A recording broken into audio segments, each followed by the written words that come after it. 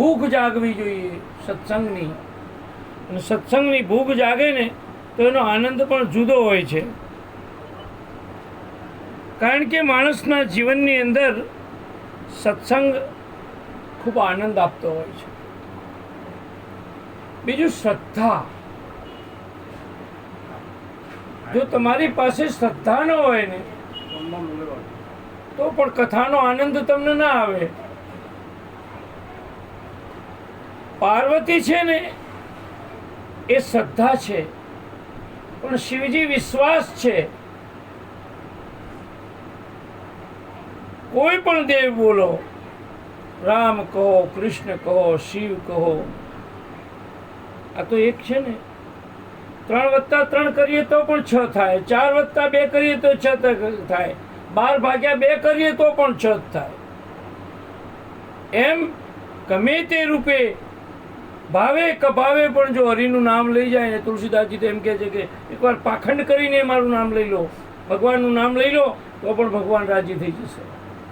જે માણસ કશું નથી કરતો ને એના કરતાં જે કંઈ કરે છે ને એ સારું છે. એટલે જિજ્ઞાસા જોઈએ, પ્રેમ જોઈએ અને શ્રદ્ધા. પ્રેમ, શાસ્ત્રો પર પ્રેમ પણ જરૂરી છે. કારણ કે પરીક્ષિત રાજાને નાગ કરડવાનો છે 7મા દિવસે, ત્યારે એનો મોક્ષ થાય. તમને ને મને પણ સંસારનું ઝેર, આ સંસારનો નાગ કરડેલો જ છે. પત્ની, પરિવાર, બાળક, ધંધો, રોજગાર, હા ના વ્યવહાર, એમાં માણસ 7 વાર અને 8મો વાર વ્યવહાર માણસને મારી નાખે છે. આમ તો માણસની જિંદગી કેવી છે? સોમવારે જન્મ્યો, મંગળવારે મોટો થયો, બુધવારે બુદ્ધિ આવી, ગુરુવારે ગાદી બેઠો, શુક્રવારે શિકાર કરવા ગયો, શનિવારે મદો પડે, રવિવારે મરી ગયો. અચ્યુતમ કેશવ. માણસની જિંદગી છે. તમે મારી જિંદગી છે, તમારી મારી જિંદગી જો વિચારીએ ને તો એકથી મારે તત્વજ્ઞાન આપવાનું છે. આમાં વાર્તા બધા જાણે છે. કૃષ્ણ જેલમાં જન્મ્યો, બધી જ વાત બધા જાણે છે. વસુદેવ દેવકી, એના માતા પિતા અને પાલકમાં નંદ જશોદા છે. પણ તમારી મારી જિંદગી જેને 7ના ટુકડામાં વેચી લો. 1 થી 7 વર્ષની ઉંમર બિલકુલ નિર્દોષ હોય બાળકની. 7 થી 14 વર્ષની જે ઉંમર જે છે એ થોડી નિર્દોષતા ઓછી થાય. થોડું મોટું થવા માટે બાળક એટલે માયા વળગે એને. 14 ને 7 21 હાઈસ્કૂલમાં જાય, કોલેજમાં જાય એટલે પાછી એની નિર્દોષતા ઘટે, માયામાં વધારે લપટાય. 21 7 ને 28 પછી તો પરણી જાય ત્યારે પણ માયા વળગે. 28 ને 7 35 બાળ બચ્ચા થાય ને મોટા થાય એટલે જવાબદારી એની વધે. 35 ને 7 42 આવી જાય. 42 ને 7 49 આવ્યા પછી વળતા પાણી થવા માટે. 49 ને 56 એ 1 અઘરો. 51 1 ન આવ્યો એટલે અઘરો. 52 1 ન આવ્યો એટલે અઘરું. 53 સારા, 54 સારા, 55 પાછા અઘરા, 56 સારા, 57 ન આવ્યો એટલે અઘરા, 58 રિટાયર્ડ થઈ જાય એટલે અઘરા. કોઈ અવાજ કોઈ આવડે નહીં એનો, અડધું પેન્શન થઈ જાય. એટલે 51 ને 7 58, 58 ને 7 65, છેલ્લે 70 વર્ષની ઉંમર થાય ને માણાની એટલે મીંડું ઉડાડીઓ હાથના જેવો થઈને ઊભો રહે. 7 વર્ષની ઉંમર જેવા એના વિચારો ચાલુ થઈ જાય. 70 ને 7 77, 77 ને 7 84, પછી 84 આવે એટલે 184નો ફેરો કરવા માટેની એને મહેનત કરવી પડે. અને ભાગવત છે ને 184 ફેરા ફરવા માટે છે. એમ કહેવાય છે કે દેવો બધું અમૃત લઈને આવ્યા અને એક બાજુ કથા મૂકી. કથાનું પલ્લું નમી ગયું. કથા બહુ મહાન છે, અમૃતની કોઈ કિંમત નથી. અમૃત જોયું કોણે? અમૃત પીવાથી કદાચ અમર થઈ જવાય પણ નિર્ભય ન થવાય. પણ ભાગવત કથા કોઈ પણ, રામ કહો, કૃષ્ણની કહો, ગમે કથા કહો, પણ એ તમને અમરે બનાવે અને નિર્ભય બનાવે. આખી જિંદગી કાંઠા કબાડા એણે કર્યા હોય અને ભગવાનનું નામ ન લીધું હોય, કોઈ દાડો કથા સાંભળવાય ના ગયો હોય, તો એ જિંદગી શું કરવાની છે? 80 વર્ષનો માજી વાંકા વાંકા જતા હતા. કોઈએ કહ્યું, માજી જમીનમાં શું શોધો છો? કાંઈ ખોવાઈ ગયું છે? કે મારી જુવાનીનું રતન આ ધૂળમાં રોડાઈ ગયું છે, મેં આખી જિંદગી કાળા ધોળા કર્યા, હવે એ રતન શોધું છું. તમે કેટલું જીવ્યા એ મહત્વનું નથી, કેવું જીવન જીવ્યા એ મહત્વનું. ભાગવતમાં ગોપીઓ તરી ગઈ, પરીક્ષિત રાજા તરી ગયો, સુખદેવજી તરી ગયા, વ્યાસજી તરી ગયા, તુલસીદાસજી તરી ગયા, રામાયણના બધા પાત્રો તરી ગયા, ભાગવતના બધા પાત્રો તરી ગયા, મહાભારતના બધા પાત્રો તરી ગયા, શિવપુરાણના બધા પાત્રો તરી ગયા. તો શાસ્ત્ર તરવા માટે છે. જન્માંતરે ભવેત પુણ્યમ, બહુ જન્મના પુણ્ય ભેગા થાય ને ત્યારે આપણા ત્યાં સત્સંગનો વિચાર આપણને આવે છે. તો કે છે આ જીવન છે એ સાર્થક કરવા માટે ભગવાનની કથા બહુ જરૂરી છે. બ્રહ્માએ પોતાના પુત્રો સનત કુમારોને આ કથા સંભળાવી છે કે જો તમે યોગ સાધના કરશો ને તો પણ તમારો ઉદ્ધાર નહીં થાય, લાખો પૂજાઓ યજ્ઞ કરશો તો પણ ઉદ્ધાર નહીં થાય. કળિયુગમાં માત્ર ભગવાનના નામનો સહારો કથા સાંભળો, જપ કરો.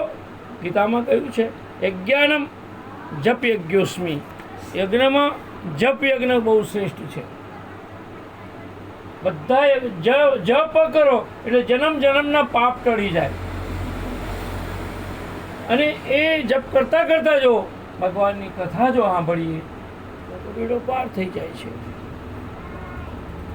તો કે છે સનત કુમારો બદ્રિકાશ્રમમાં આવ્યા છે અને ઋષિઓ એને કથા સંભળાવે છે, શુદ્ધ પુરાણી કથા સંભળાવે છે.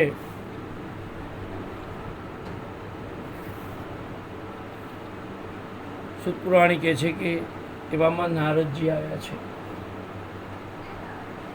નારદજી ચિંતામાં હતા, વિષાદ છે, આઘાત છે નારદજીને, મોઢું પડી ગયું છે. જેમ ગીતામાં અર્જુનનો વિષાદ છે કે અમારા કાકાના મામાના બધા દીકરાઓ મારી સામે ઊભા છે, હું એમની સામે કેવી રીતે લડીશ, એવી રીતે અહીંયા એમને પણ વિષાદ છે, ખૂબ દુઃખ છે, ચિંતા છે.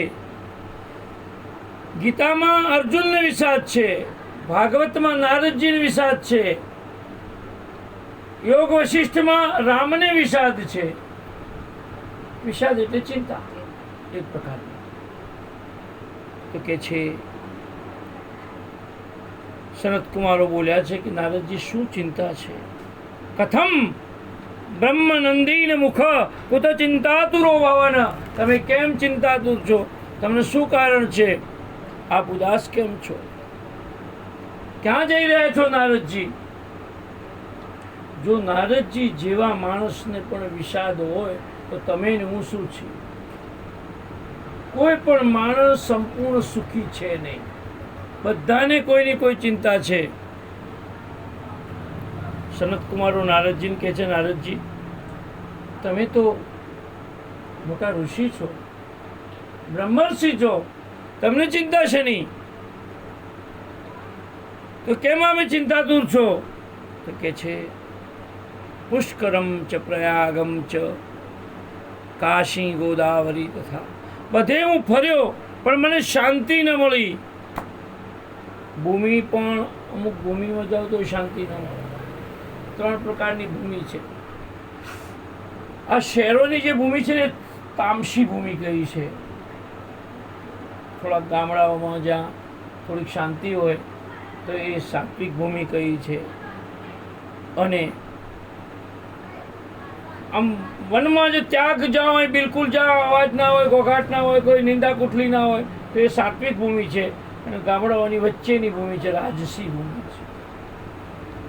થોડોક સ્વાર્થ આવે ને એ ભૂમિને આપણે રાજસી ભૂમિ કહીશું. ભૂમિની પણ મન ઉપર અસર થાય છે.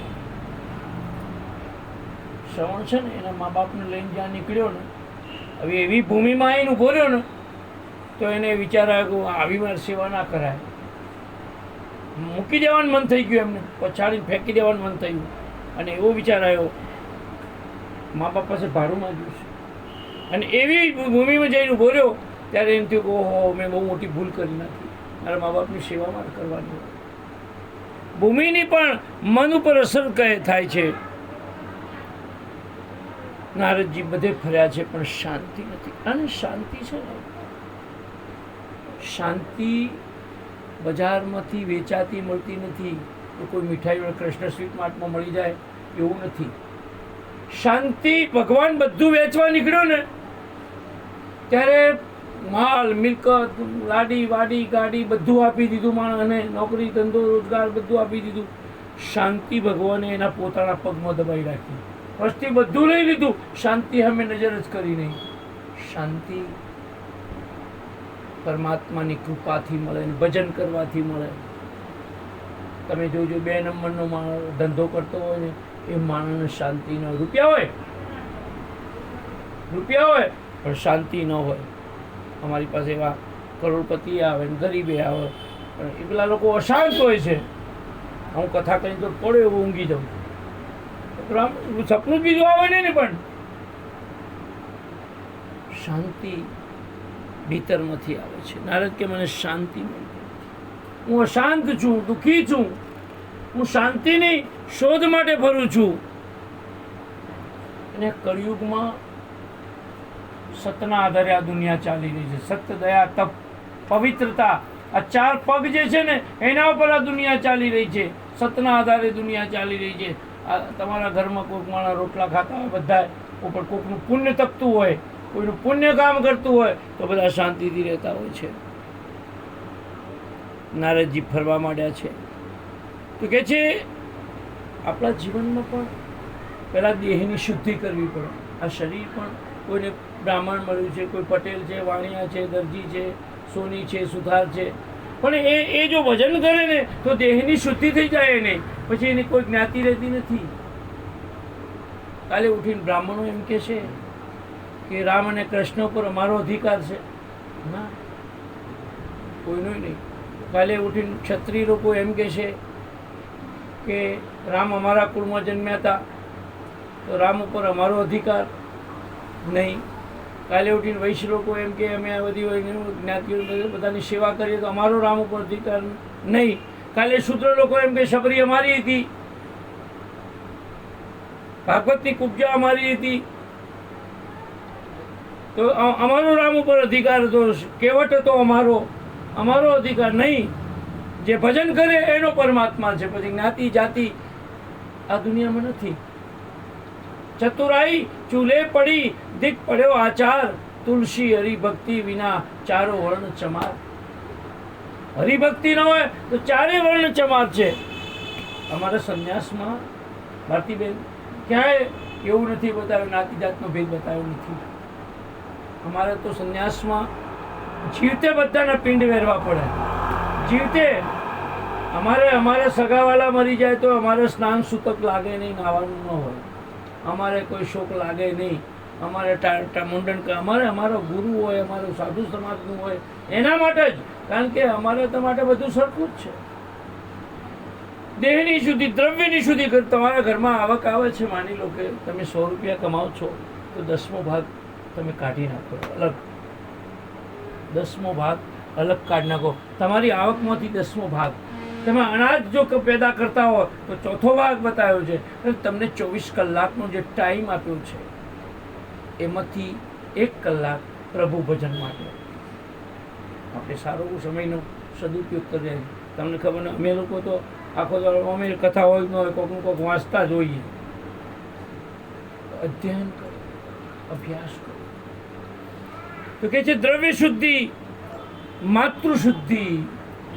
આ શ્રાદ્ધ કરીએ છીએ, માતાનું શ્રાદ્ધ કરીએ, પિતાનું શ્રાદ્ધ કરીએ, સર્વ પિતૃઓ માસ આવે તો બધાનું શ્રાદ્ધ કરીએ, નાના મોટા જે ગુજરી ગયા હોય તો એ માતૃ શુદ્ધિ કહેવાય.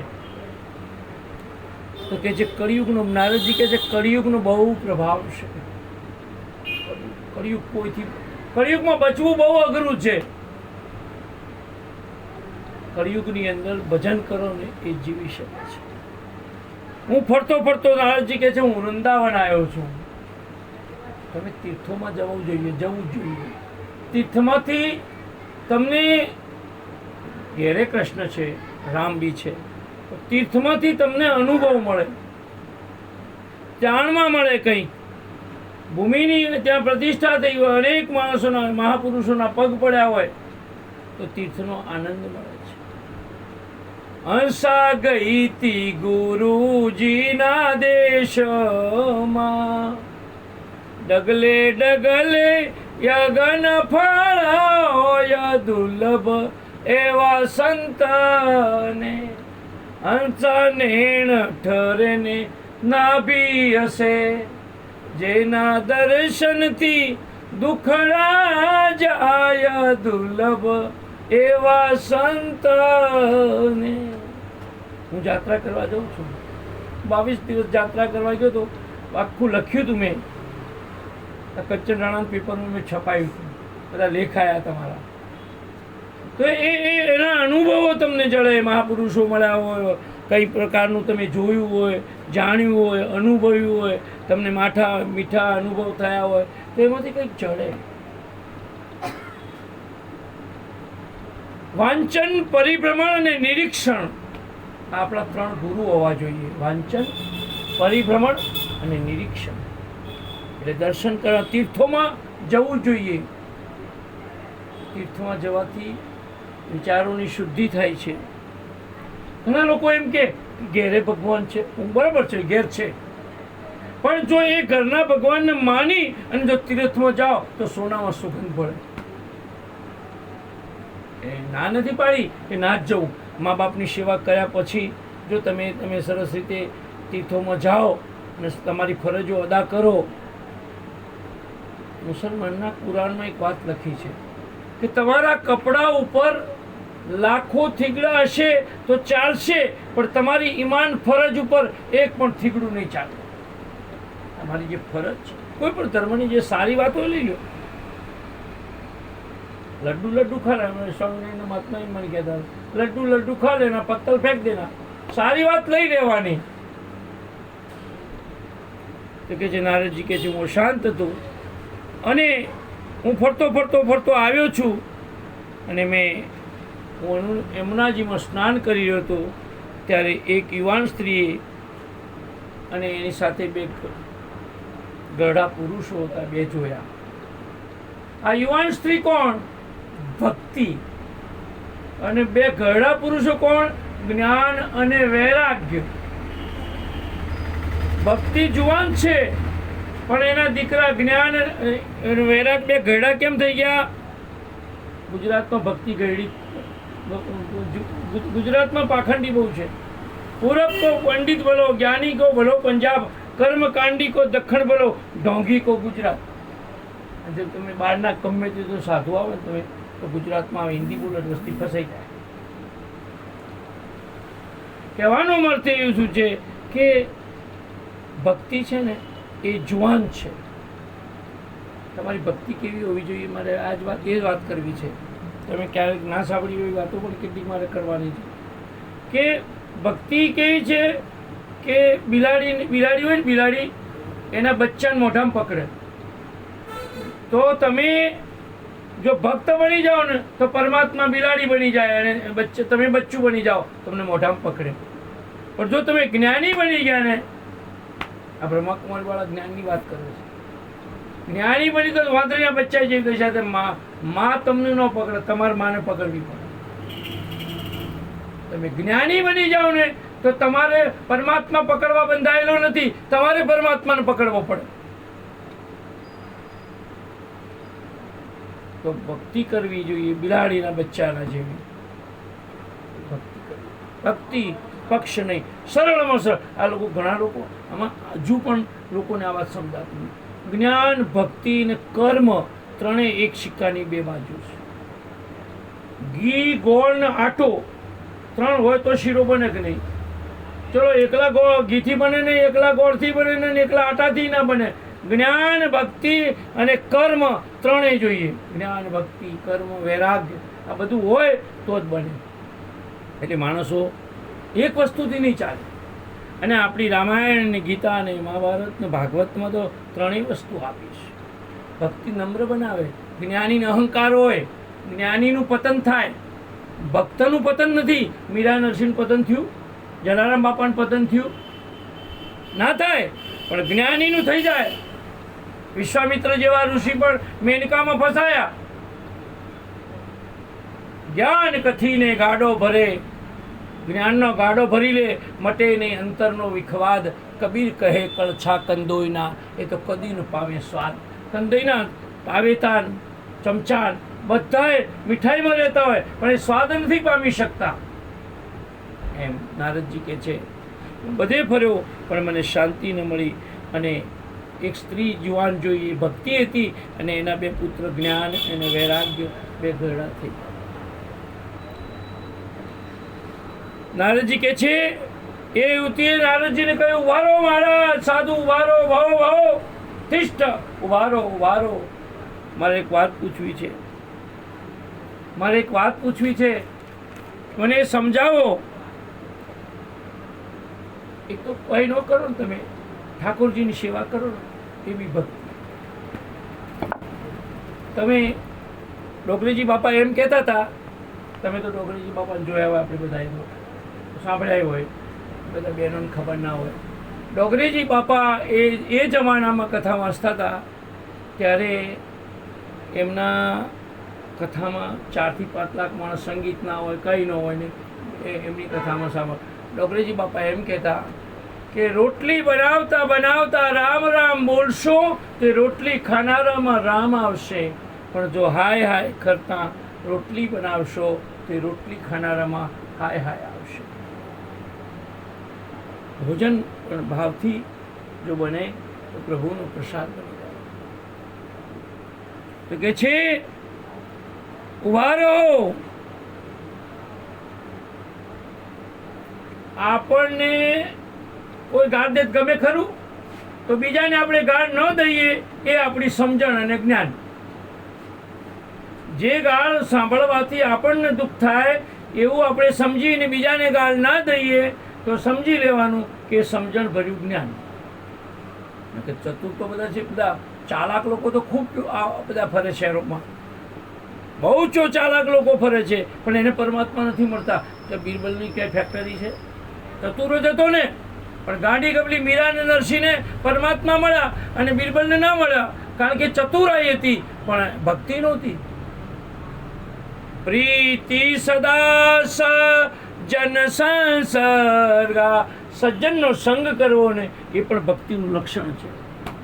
તૃણ સમ વિષય, વિષય એટલે હમણાં હું ચર્ચા એ કરતો હતો બેન સાથે કે ભાઈ અમે ડુંગળી લસણ ખાઈએ છીએ. મેં કીધું હું પણ ખાઉં છું, હું એનું વિજ્ઞાન તમને સમજાવું છું. હું કોરો નાસ્તિક નથી, કોરો બુદ્ધિવાદી પણ નથી, કોરો ભક્તિવાદી નથી, પણ હું એ વાત કહું છું કે જોવા જઈએ તો તામસી છે ને, મરચું વધારે તામસી. કોણે મરચું છોડી દીધું? મરચું મરી બહુ તામસી છે, એટલે તો કોરોનામાં આપણે બી ખાઈએ છીએ. બધું લવિંગ તામસી છે, તજ તામસી છે, કોણે છોડી દીધું? આ તો એમ કહેવાય છે કે પુષ્ટિ માર્ગમાં એમ કહેવાય કે ભાઈ ભગવાનના થાળમાંથી, સ્વામિનારાયણના થાળમાંથી આ ડુંગળી લસણ પડી ગયું એટલે ભાઈ એને ત્યાગ્યું. તો લાડુ પડી ગયો કોણ છોડી દે? જે પાડતા હોય બરાબર છે, પણ મન તમે સાત્વિક ભાવથી તમે વનસ્પતિ ખાઓ નુકસાનકારક નથી. હવે તો ડૉક્ટરો પોતે કહે છે, WHO સંસ્થાઓ બધા કહે છે કે માંસાહાર કરવાથી નુકસાન છે, તનને, મનને, આત્માને બધાને નુકસાન છે. બિલકુલ વિજ્ઞાન સ્વીકારવા માટે. મારા ખંભાતમાં પંડિત સાહેબ, પાવસાહેબ ડૉક્ટર મારા મિત્રો છે, આશ્રમમાં આવે છે, બધા વાત કરીએ, ચર્ચા કરીએ છીએ. એટલે તમારા ભોજનની પણ અસર થાય. જો ભક્તિ કરવી હોય તો તમારા સાત્વિક વિચારો સાથે યોગ્ય ખોરાક સપ્રમાણમાં કંઈક લો તો કંઈ નુકસાન થાય. જડ નિયમ નહીં હોવા જોઈએ. નિયમો એવા કે બીજાને દુઃખી કરે. કોકના ઘેર જઈએ અને હવે ભૂલમાં ચા બનાવીને લઈને આવ્યો તો કે નથી પીતા તો એને કેટલું દુઃખ થયું, પી લે અમૃત માની. તો નારદજી કહે છે કે આ સ્ત્રીઓ હતી, એના બે સાથે બે પુરુષો હતા, જ્ઞાન અને વૈરાગ. જ્ઞાન વગર વૈરાગ થાય નહીં, અને વૈરાગ વગર મોક્ષ ન થાય. મોક્ષ કયો કોને જોઈ લો? ચલો ચાલો મોક્ષ. મોક્ષ એટલે શું? હું પૂછું છું તમને. ઘણા એમ કે મોક્ષ થઈ જાય, આટલી માળા કરીએ તો. મોક્ષનો અર્થ બે અક્ષર જ છે, મોહનો ક્ષય. તમારા ઘરમાં તમારે પતિ પત્ની બાળકો પરિવાર છોડી દેવાના નથી. અમે છોડ્યા બરાબર છે, પણ તમારે છોડવાના નથી, કારણ કે છોડવાની જરૂર નથી. મોહનો ક્ષય કરો. તમારો દીકરો તમારો તમે મોટો કર્યો છે, માનો કે, પણ કદાચ એ મારો થાય કે ના થાય એવું વિચારીને તમે જીવો તો આઘાત નહીં લાગે. ઘરમાં વહુ લાવશો અને એ કદાચ મારી થાય કે ના થાય એવું વિચારશો તો આઘાત નહીં લાગે. તમે કોઈને 100 રૂપિયા ઉછીને આપશો અને તમે વિચારશો કે પાછા નહીં આવે એવું વિચારીને આપશો તો આઘાત નહીં લાગે. પણ 110 રૂપિયા થઈને પાછા આવશે, એને ના આવે તો આઘાત લાગે તમને. આ મોહનો ક્ષય આ રીતે કરાય. મોહ સકલ વ્યાધિ ન કર મૂલા. બધી વ્યાધિનું મૂળ મોહ. પ્રેમ નહીં. પ્રેમ તો કરવાનો જ છે. પ્રેમ મારે જીની વાતો સમજાવવાની છે, હું એટલે દૂરથી આવું છું. તો મોહનો ક્ષય કરવાનો છે. માયા કેવી છે? માયા મા એટલે નહીં, યા એટલે જવાનું. જ્યાં નથી જવાનું ત્યાં માણસ જાય છે, એનું નામ માયા છે. જ્યાં નથી જવાનું ત્યાં જાય એનું નામ માયા છે. માયા નાગર જેવી છે, આમ હુંવાળી લાગે પણ ડંખ મારે તો પ્રાણ લઈ લે. એટલે પ્રેમ અલગ વસ્તુ છે. પ્રેમ અલગ. પ્રેમ મીરાએ કર્યો, પ્રેમ નરસિંહે કર્યો, પ્રેમ કબીરે કર્યો, પ્રેમ રોહિદાસ ચમારે કર્યો, પ્રેમ ગોપીઓએ કર્યો. બધા ઋષિ મુનિઓનો તરી ન શક્યા, પણ ગોપીઓ સંસારમાં હતી, તરી ગઈ. ભાગવતમાં ચણીઓ પહેર્યો ચોળી પહેરી, ભૂલી ગઈ સાડી, ગિરધારી ગોવાળી લાલ તુમસે લાગી તાળી, પાટલા ઉપર પીરસી લાવી, ભૂલી ગઈ થાળી, રણછોડજીને નોતરું દેવા ચાલી. ભગવાનનો એટલો પ્રેમ લક્ષણા ભક્તિ, અને આપણા ત્યાં પ્રેમ લક્ષણા ભક્તિ. તમે જોજો, જેટલી બહેનો ભક્તિ કરે છે ને એટલો પુરુષ નથી કરી શકતો. તમે જુઓ, જ્યાં જઈએ તો અમારા જેવા સાધુને રોટલા જો ખવડાવતી હોય તો બહેનો જ, કોઈ પણ જગ્યાએ. તો અહીં કહે છે કે નારદજી કહે છે કે બધે ફર્યો, પણ મેં કે આ ભક્તિને રડતી જોઈ. ભક્તિ ક્યારે રડે છે? કે માણસ જ્યારે એનો દુરુપયોગ કરે છે ત્યારે ભક્તિ રડે છે.